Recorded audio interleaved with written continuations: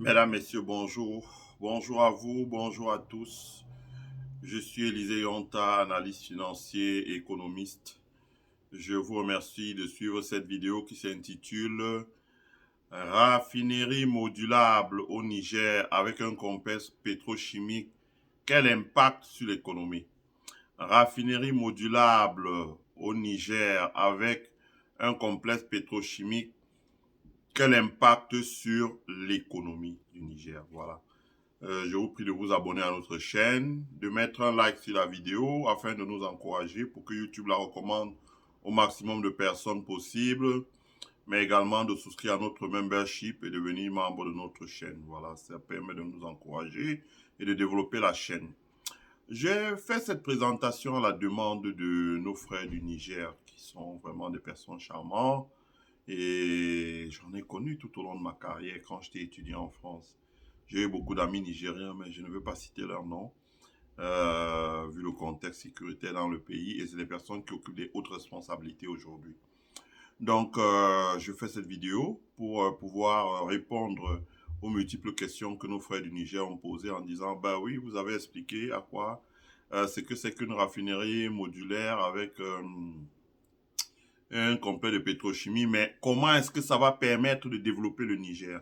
Je dirais comment est-ce que ça va permettre au Niger d'acquérir une base industrielle? Comment est-ce que ça va être le point de départ de l'industrialisation du Niger? Donc, je vais essayer de vous expliquer ça en français facile. Ouais, je ne vais pas utiliser les termes techniques pour que le plus grand nombre de personnes puissent comprendre. Voilà. La raffinerie que le Niger va construire est une raffinerie qui sera la base industrielle du Niger. Pourquoi? D'abord, c'est une raffinerie modulaire parce que la technologie qu'ils ont acquis auprès des Canadiens, les Canadiens savent bien faire ça. Je rappelle que l'un des objectifs pourquoi le président Trump dit que oui, voilà, il faut qu'il y ait une fusion entre le Canada et les États-Unis, c'est parce que quand vous prenez l'État de l'Alberta au Canada, ils ont plus de pétrole que l'Amérique. Rien que l'État de l'Alberta, donc on ne va pas chercher dans d'autres endroits où il y a le pétrole partout. Rien qu'ils ont plus de pétrole. Donc, pour connaître les affaires de pétrole, de construction de raffinerie, les Canadiens sont très bien placés. Zimmer Group. On a perdu trop de temps avec les Français qui nous ont bassinés avec des histoires. Les Canadiens sont des partenaires sûrs, on peut faire des choses intéressantes avec eux. La première chose. Deuxième chose, c'est une raffinerie modulaire. Modulaire, ça veut dire que le Niger, si par exemple le Niger construisait une raffinerie de 1 million de mètres cubes à raffiner par jour et que ses capacités d'exploration et de production ne sont pas de 1 million de mètres cubes, ça il va falloir qu'il importe du brut pour pouvoir faire que la raffinerie tourne à plein régime, c'est-à-dire à 100% de ses capacités. Soit il va falloir qu'il augmente ses capacités d'exploration-production qui nécessitent encore beaucoup d'argent, etc. Or, le Niger ayant déjà une raffinerie et faisant l'exploration de 100 000 barils par jour, je crois, s'ils ajoutent que peut-être la raffinerie qui est installée au Niger en ce moment tourne à 30 000 barils par jour, si on construit une raffinerie modulaire de 30 000 barils, d'abord le Niger passe à 60 000 barils qui sont destinés aux raffineries sur son territoire, ce qui est une bonne chose, parce que ça réduit sa dépendance au marché extérieur. Pourquoi avons-nous passé le temps à produire pour aller à l'extérieur, pour des biens que nous produisons chez nous, pour aller écouler à l'extérieur, alors qu'il y a une pénurie de ces biens sur notre territoire? C'est-à-dire que des choses comme le carburant, par exemple. Vous voyez l'Algérie, hein, j'ai parlé tout à l'heure, j'ai oublié de mentionner ça. L'un des pays où le carburant coûte le moins cher au monde, c'est l'Algérie. Je crois, j'ai posté ça sur mon mur Facebook. Vous pouvez regarder, vous avez 5 pays, je crois. Il y a l'Algérie, il y a l'Iran, il y a le Venezuela, il y a l'Irak, et puis il y a, j'ai oublié le cinquième pays, je crois. Hein, c'est les pays où le carburant coûte extrêmement moins cher, parce qu'ils ont le pétrole. Donc l'Arabie Saoudite, je crois aussi. Donc ils ont le pétrole, donc le carburant coûte extrêmement moins cher. 0,03 $. Vous pouvez même faire les calculs. C'est de l'ordre de 50 francs. Je crois même pas que ça dépasse 100 francs CFA. Donc, le Niger conçu dans la raffinerie, comme je dis, il va utiliser probablement 60 ou 2 tiers du pétrole brut dont il fait l'exploration-production. Ce qui va réduire sa dépendance éventuelle au chantage ou à tout ce que vous voulez, etc. Il va très facilement écouler la capacité, les 40% le brut qu'il explore, ça va être écoulé facilement puisque les 2 tiers sont déjà raffinés, seront déjà raffinés sur le territoire du Niger. Ça, c'est important. Deuxième chose, la raffinerie modulaire, ça veut dire que on ajuste le potentiel pour la capacité de production de la raffinerie en fonction de l'évolution de la demande. Dans un premier temps, on peut produire pour vendre sur le marché domestique du Niger, mais vous voyez très rapidement que le Niger va devoir satisfaire le Tchad, va devoir satisfaire le Burkina Faso, va devoir satisfaire le Mali, va devoir satisfaire même la Guinée-Conakry, va devoir satisfaire le Ghana, va devoir satisfaire même probablement le Soudan aussi, parce que les choses se mettent en place. Vous avez vu la visite du président du Soudan au Mali, c'est une coopération, les choses se mettent en place. Je vous jure, le Sahel, vous le verrez, ça changera dans 10 ans. Ceux qui sont férus de lecture peuvent aller sur Brookings Edu. Brookings Edu, c'est un think tank basé à Washington. Vous allez voir plein de travaux là qui ont été faits par des Africains, qui ont accès à beaucoup de travaux ici. Et on voit la stratégie de ce qui va se passer dans le Sahel se dessiner ici. On voit les capitaux que les États-Unis vont mettre. Quand le calme va revenir dans le Sahel, je suis persuadé que les gouvernements des pays du Sahel vont faire un gros lobbying ici à Washington pour débloquer les capitaux pour certaines infrastructures vraiment structurantes, comme on dit, big scale infrastructure.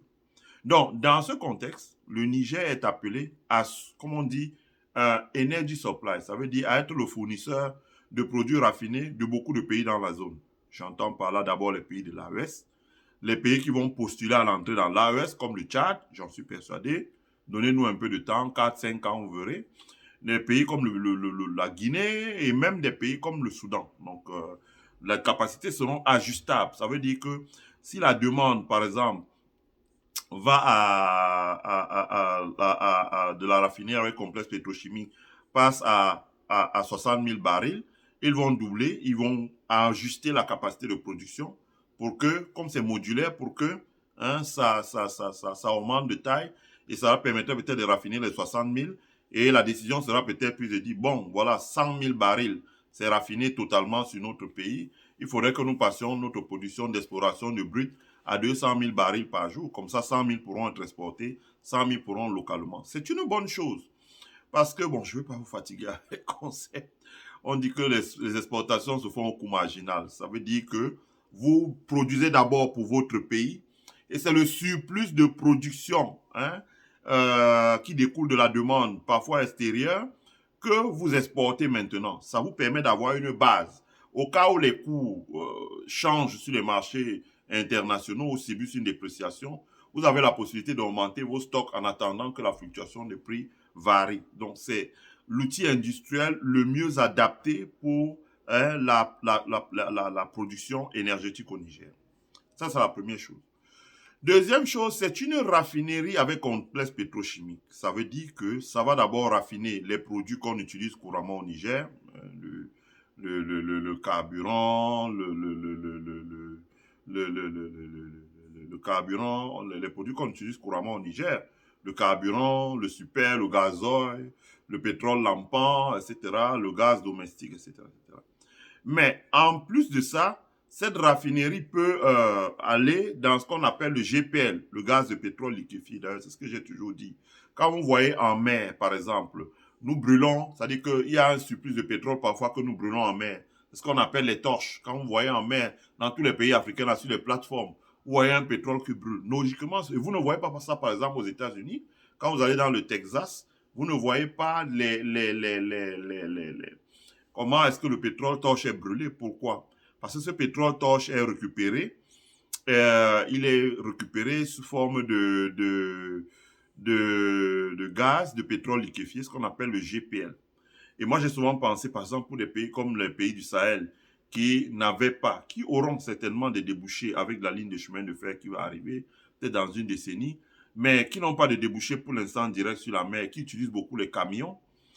En construisant une raffinerie comme celle-là, ils ne vont pas jeter le pétrole torche, qui a même pour conséquence d'augmenter la température, parce que ça génère le gaz à effet de serre. Ils vont récupérer ce pétrole torche pour produire ce qu'on appelle du GPL. Et en produisant ce qu'on appelle du GPL, le GPL, ça revient extrêmement moins cher. Extrêmement moins cher. Qui fait que si l'État décide, par exemple, de ne pas mettre trop de taxes, la consommation d'un camion, il suffit qu'on modifie le moteur et le réservoir en GPL, ça peut faire 100 francs le litre. Hein. Donc, ça veut dire que là où un camion remplit, c'est-à-dire que ça, c'est des choses qui peuvent revenir à 25 francs. Si l'État décide de mettre 175 francs de taxes, ça fera 200 francs, par exemple. Donc, ça veut dire que au lieu de remplir le litre le réservoir à 500 francs, par exemple, s'il dit je veux consommer 100 litres, à 500 francs en ce moment, le carburant super, ça va revenir à 50 000. Et s'il décide d'utiliser le GPS, ça va revenir à 20 000. Donc, vous voyez que l'argent qu'on utilisait pour remplir le réservoir en carburant, je dis ça, c'est pour les transports longue distance, les camions, les bus. À partir du moment où ça permet de baisser sensiblement le prix, c'est ce qui se fait ici aux États-Unis. Quand vous allez à la pompe aux États-Unis ici, où les camions consomment, donc les camions ne consomment pas dans les pompes, dans les endroits ordinaires. Donc, quand vous allez dans les entreprises de transport, vous voyez les camions, les réservoirs, c'est les réservoirs GPL. Et quand ils consomment sur place, c'est des sortes de pistolets qui ne sont pas les mêmes que ceux que nous utilisons pour mettre le carburant dans la voiture. Donc, quand ils mettent là, ça remplit très vite. Et dans certains endroits, vous avez le comparatif de prix. Vous voyez, s'ils remplissaient normalement, ça aurait fait 1600 $, mais en utilisant le GPL, vous voyez qu'en remplissant, il a fait ça à 500 $. Donc, l'économie, ça met l'économie sur la facture, 1100 $ et ça dit let's save and protect the environment. Donc là aussi, c'est un progrès technologique formidable qui aura des conséquences sur le transport longue distance. Transport par bus, transport par camion, dans la perspective d'une zone économique qu'on va appeler l'alliance ou la confédération de l'alliance des États du Sahel, où il faudra transporter les marchandises du Niger pour aller jusqu'en Guinée, il faudra transporter les marchandises de la Guinée pour aller jusqu'au Tchad et voire au Soudan. Donc, la perspective de la production du GPL, c'est une perspective qui augure du fait qu'on aura une maîtrise des coûts du transport par camion. C'est important. Mais également même du transport par navigation fluviale. Vous avez vu que le capitaine Ibrahim Traoré était à l'inauguration, à l'investiture de John Dramani. Et Dramani a dit, on tourne la page et nous allons désormais travailler pour que nous soyons ensemble. Et travailler pour que nous soyons ensemble, ceux qui connaissent bien les cartes voient qu'il y a une possibilité de navigation fluviale de la mer au Ghana et remonter pour que le Burkina ait un port sec qui soit à la frontière, peut-être même à l'intérieur. Et là aussi, il va falloir de l'énergie. Donc, le Niger se positionne avec cette raffinerie qui va faire un grand bien pour l'intégration des pays de l'AES qui va, donc, je suis persuadé, le nombre de pays va s'étendre. Je pense que le Tchad va quitter la CEMAC avant 5 ans et va rejoindre l'AES. Ça, je suis persuadé. Et que même la Guinée, si Doumbouya règle les problèmes d'élection et devient président et enlève l'uniforme, très rapidement, ils vont commencer à ouvrir les discussions sur la perspective d'élargir l'AES. De la même manière, si Kémy Séba est candidat au Bénin et gagne les élections, vous verrez, il y aura beaucoup de changements. Même le Niger, rien n'est joué de toute façon. Hein, c'est pour ça que la CEDEAO s'empresse de dire, nous en 2027, on abandonne le CFA parce que s'il reste là à s'amuser, il risque de se réveiller quand cette CEDEAO-là sera peut-être 6 ou 5 pays et ce sera plus pareil. Donc, le GPL. Ensuite, il y a la possibilité de produire le goudron avec un complexe pétrochimique, de produire le goudron, ce que nous appelons le goudron, ce qu'on appelle le bitume. Ça veut dire que c'est une substance qui est utilisée pour mélanger au gravier pour produire les routes. Quand vous vivez aux États-Unis, vous allez même, c'est-à-dire que quelqu'un vous invite dans un petit village. Il y a la route bitumée jusque devant sa porte et sa maison, sa concession est à 1 kilomètre de la route. Donc, quand vous entrez chez lui, vous voyez que même dans son ranch là, la maison est encore bitumée jusqu'à devant sa porte. Chez nous, impossibilité de bitumer les routes. Pourquoi? Parce que beaucoup de pays qui possèdent le pétrole n'ont cessé de vendre le pétrole brut, comme le Cameroun, vendu le pétrole brut, n'ont jamais rien fait pour disposer d'une raffinerie, par exemple, qui nous permettrait de produire le goudron. Ce qui fait que quand il faut bitumer une route, les coûts sont exorbitants parce que les facteurs, ce qu'on appelle les outputs, sont extrêmement chers. Donc, il faut acheter, il faut transporter jusque dans les ménages. Avec la raffinerie du Niger, avec complexe pétrochimique, ils vont produire le bitume. Ça, c'est important. Ça veut dire que très rapidement, ils vont pouvoir bitumer les routes à un prix qui est faible. Parce qu'à partir du moment où vous avez la maîtrise du ciment, vous avez la maîtrise du fer à béton, vous avez la maîtrise de la pierre, donc en faisant le concassage de pierre, vous avez la maîtrise du bitume, donc vous mélangez à la pierre pour bitumer les routes. À partir de ce moment-là, vous pouvez construire les infrastructures très rapidement. C'est-à-dire qu'une autoroute qui va aller peut-être de N'Djamena, va faire Niamey, va faire Ouagadougou, va faire Bamako et va s'arrêter à Conakry. Il va même prendre un embranchement Conakry pour aller jusqu'à Dakar. Parce que le fournisseur de l'output, vous n'aurez pas besoin de chercher les devises. C'est pour ça qu'on va faire des prêts au Fonds monétaire ou à la Banque mondiale. Parce que les outputs seront produits dans la devise locale. Ça, c'est important. Je pense que les gens ne le voient pas, mais au fur et à mesure, parce qu'il faut du temps que les politiques se mettent en place, il faut que la raffinerie soit construite, il faut qu'elle commence à fonctionner pour que vous voyez ce qu'on peut faire avec. Mais nous, on peut anticiper ça dans la réflexion. Hein, c'est important. Autre chose, une raffinerie comme ça, c'est le fait que la raffinerie aura un complexe pétrochimique. La pétrochimie, c'est quoi? La pétrochimie, c'est la fabrication des produits dérivés du pétrole. Dérivés du pétrole. Hein? Les produits qui sortent du pétrole, ouais, le pétrole, le carburant, le super, le gazole, etc. Mais dérivés du pétrole, mais qui ne sont pas des hydrocarbures. Ils ne sont pas des hydrocarbures. Je prends un exemple. Quand vous achetez la peinture est fabriquée à partir de ce qu'on appelle les surfactants. Les surfactants, c'est de la pétrochimie, c'est dérivé du pétrole. La peinture, toutes les peintures d'ailleurs, c'est fabriqué à partir de surfactants, peinture, vernis, anti-rouille, etc., etc., etc. C'est fabriqué à partir de surfactants. Je prends un exemple. Quand vous achetez la teinture qui permet de teindre les vêtements comme ça c'est du coton. Et puis après, on achète une teinture qu'on utilise dans les sociétés de textiles pour teindre le coton en fonction des motifs que les designers ont dessinés. Cette teinture-là est dérivée du pétrole. Ça, il faut le savoir. C'est une dérivée du pétrole, hein, par exemple. Quand vous achetez les détergents, donc le savon pour laver le sol, le savon en poudre, le savon pour laver le sol, etc., etc., ça dérive des polymères qui sont issus de l'industrie pétrochimique. Ça vient du pétrole, que ce soit le savon liquide ou le savon en poudre. Ça, il faut le savoir. Quand vous achetez les fertilisants, c'est-à-dire que les engrais pour les sols, ces engrais sont la base de l'engrais, c'est à plus de 50%, c'est l'urée. L'urée, c'est un dérivé du pétrole. Ça, il faut le savoir aussi. Hein? Vous combinez avec les phosphates vous formulez en fonction de la typologie des sols, c'est l'urée. Ça, c'est un dérivé du pétrole. Ça, il faut le savoir. La liste est longue, hein. Quand vous buvez les sodas, là, donc les sodas orange, etc., etc., c'est fabriqué à partir d'une poudre qui est un dérivé du pétrole, par exemple. Quand vous asseyez dans votre salon, vous êtes confortablement assis avec la mousse qui vous baisse le dos. La mousse qui vous baisse le dos, là, etc., c'est un dérivé du pétrole. Quand vous achetez les seaux en plastique, les chaussures en plastique, etc., ce sont des dérivés du pétrole. Ça, il faut le savoir. Donc, je peux allonger la liste. Il y a près de, je crois, le catalogue que je regardais, il y a près de 97 à 100 produits qui sont directement dérivés du pétrole. C'est pour ça que j'ai dit que cette raffinerie sera la base industrielle du Niger. Pourquoi? Parce qu'à partir du moment où le Niger va raffiner son pétrole, il va aussi fabriquer ce qu'on appelle les produits chimiques fins. J'ai évolué dans ma carrière avant d'arriver aux États-Unis dans l'univers de la chimie. C'est un univers que je connais parfaitement. Donc, tous les grands acteurs, la Défense à Paris, Copsy, Clarion, Brentag, Lambert Rivière, tous ces gens, je les connais, je les ai connus, j'ai travaillé avec eux. Et je peux vous dire une chose, moi j'ai souvent été frustré.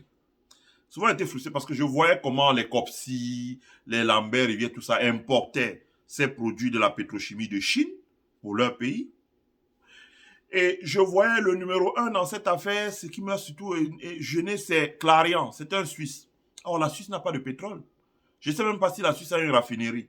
Mais le numéro 1 de ces produits-là, les surfactants pour les peintures, tous les industriels africains, là, ils achètent ça chez Clarion, en Suisse.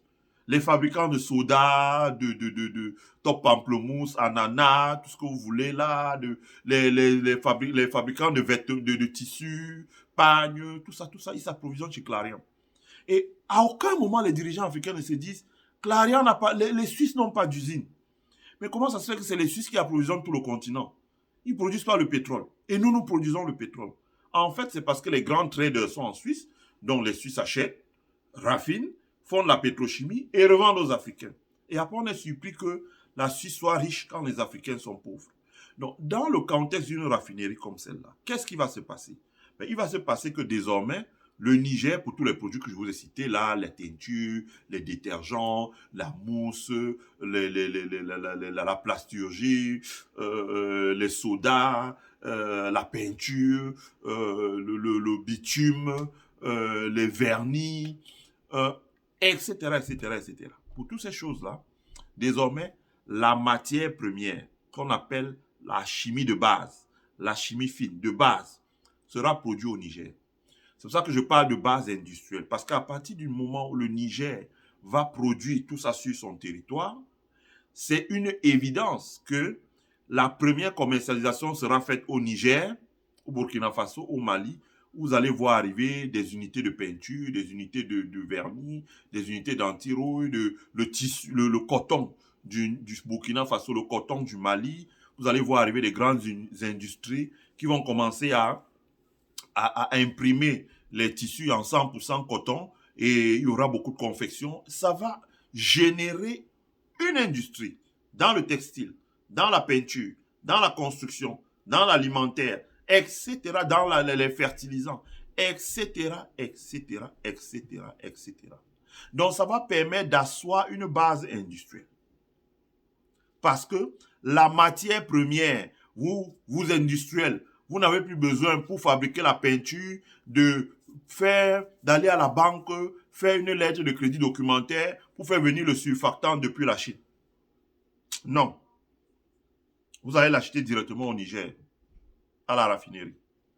Vous faites un chèque en CFA, la raffinerie prend votre pétrole en CFA, le transforme sur la raffinerie en CFA, produit des surfactants pour la peinture, vous commandez les surfactants pour la peinture à l'usine, vous fabriquez la peinture au Niger en CFA et vous l'exportez au Nigeria, vous l'exportez au Tchad, vous l'exportez au Bénin, vous l'exportez au Togo, vous l'exportez au Sénégal, vous l'exportez en Tunisie, vous l'exportez en Algérie, vous l'exportez au Maroc, vous l'exportez au Soudan, vous l'exportez partout. Ça va être un game changer. Ce qui est valable pour la peinture sera pareil pour le vêtement. Ce sera pareil pour les mousses. Ça veut dire qu'on a vu le salon de l'artisanat du Niger. On a vu les meubles que les gens fabriquent. Mais on voit bien que ces meubles-là, ils n'ont pas assez de mousse. Mais quand ils auront assez de mousse, la mousse, parce que la mousse sera produite à partir de la matière première qui découle de la matière première qui découle de la complexe pétrochimie, le Niger va certainement être un des grands producteurs de salons en cuir. Parce qu'ils auront la mousse dure, pas la mousse tendre, la dure. Ce qu'on fait dans les... J'ai un salon en cuir. Quand je touche là, vous avez, c'est un salon en cuir. Donc, vous avez la mousse dure. Donc, quand ils vont mettre la mousse dure là, etc., les matelas, des choses comme ça là, ils vont commencer à produire. Donc, ils auront la matière première pour lancer l'industrie chimique sur leur territoire. Ça, c'est important de le dire. Et ils auront la matière première pour lancer les industries chimiques. Donc, ils vont démarrer les industries. Quel est l'impact sur l'économie? L'impact sur l'économie, c'est qu'avant, on importait la matière première, le pétrole. Le pétrole va devenir maintenant la matière première pour l'industrie de raffinage. Quelle industrie de raffinage va générer encore ce qu'on appelle des sous-produits qui vont devenir des consommations intermédiaires. Ça veut dire que des consommations intermédiaires pour la raffinerie, et que à partir de la matière première, on extrait encore un produit qui va permettre de fabriquer les produits pétrochimiques. Et les produits pétrochimiques étant transformés sur place vont encore devenir la matière première ou des consommations intermédiaires pour l'industrie locale. Ça veut dire que désormais, là où on avait une couche exploration, raffinage, vente, on aura désormais exploration, raffinage et à chaque degré de transformation, ça va approvisionner plusieurs industries. Ça veut dire qu'on part de pétrole, on fabrique des sous-produits, on débouche sur des surfactants, on fabrique des peintures et on les formule les peintures avec les teintures dans les magasins, etc., etc. Ça crée plusieurs niveaux de taxation pour l'État. C'est ce que vous voyez ici aux États-Unis. Quand le soja part des champs, Ça peut créer 15 niveaux de taxation pour l'État. L'État prend les impôts à tous les niveaux, à tous les niveaux, à tous les niveaux. Ce qui fait que l'État ne taxe pas beaucoup les gens avec des impôts, ne les asphyxie pas et le niveau de prélèvement est assez élevé parce qu'il y a une activité économique. C'est la même chose dans le contexte du Niger. Il y aura ce qu'on appelle des consommations intermédiaires. Et les consommations intermédiaires, ça veut dire qu'à chaque niveau, quand on transforme les consommations intermédiaires, on crée la valeur ajoutée. Consommation intermédiaire, c'est pour les usines. On crée la valeur ajoutée. Et l'État crée l'État. Ça veut dire que l'État va s'enrichir. Parce qu'on peut partir d'un baril de pétrole à 100 et créer une richesse à 100 dollars et créer la richesse qui vaut 100 000 dollars. Parce qu'il y a divers niveaux. Ça, c'est important. Ça aura aussi un impact sur l'économie parce que désormais, la valeur ajoutée sera créée sur place à terme de produits finis ou semi-finis. Et les produits semi-finis seront transformés sur place et les produits finis qui arrivent en bout de chaîne pourront être exportés vers les pays étrangers. Ça va aussi favoriser les investissements directs étrangers. Parce que, par exemple, si vous me dites peinture, on a déjà des projets ici. Mais où est-ce que vous trouvez, quand vous pensez, bon, je vais aller m'installer au Niger, produire la peinture pour vendre au Sahel, vous dites, bon, il faut arriver, il faut passer par le Togo, après il faut transporter par camion pour arriver jusqu'à une zone industrielle à Niamey. Ok, mais dans le contexte présent, à partir du moment où le Niger va avoir une raffinerie avec un contexte pétrochimique, vous comprenez bien qu'il y aura une disponibilité des surfactants au Niger. Et à partir de ce moment, c'est facile de convaincre vos partenaires aux États-Unis en disant allons nous installer au Niger parce qu'on a déjà les surfactants sur place. Nous avons tout le savoir-faire ici, en avance. Nous avons, je ne sais pas, 3 siècles d'avance. Si on s'installe là-bas, on commence à produire, on est très loin devant la concurrence. On a un modèle économique et on peut servir le consommateur nigérien à un prix qui est tellement compétitif qu'il est impossible de faire venir les produits d'Asie, par exemple. Et on peut arroser tout le marché d'Afrique de l'Ouest, d'Afrique centrale et la zone sahélo-sahélienne. Ça, c'est important. C'est un game changer. C'est ce qu'on appelle un avantage concurrentiel. Deuxième chose, enfin, il y aura ce qu'on appelle la création de richesses à l'intérieur du pays. Ça veut dire que quoi? Quand des gens créent la valeur ajoutée, quand on l'amène dans le secteur marchand, on l'appelle la valeur monétaire. La valeur monétaire, ça veut dire que si vous avez pour 3 milliards de stock de tissus teintés dans un magasin, c'est de la valeur monétaire parce qu'à partir du moment où vous la vendez, hein, c'est que ça devient une créance et à partir du moment où le client paye, ça devient du cash que vous avez empoché. C'est la valeur monétaire, vous le déposez sur un compte bancaire.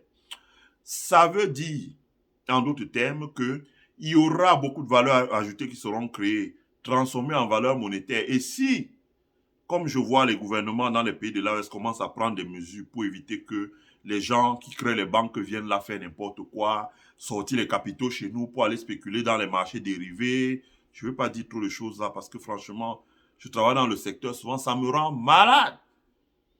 Vous voyez un pays d'Afrique, peut-être à l'époque où le Tchad a vendu le pétrole, on vient, on trompe Idriss Déby, on dit fonds pour les générations futures. On déplace près de 2000, de 1000 milliards pour aller mettre dans des banques européennes. Ils prennent ça pour financer leurs entreprises. Dans le cas du Niger, si l'argent reste sur le territoire du Niger, la conséquence est qu'il y aura une disponibilité abondante de capitaux pour financer d'autres acteurs de l'économie. Ça peut être les gens qui veulent gagner un marché pour construire des routes.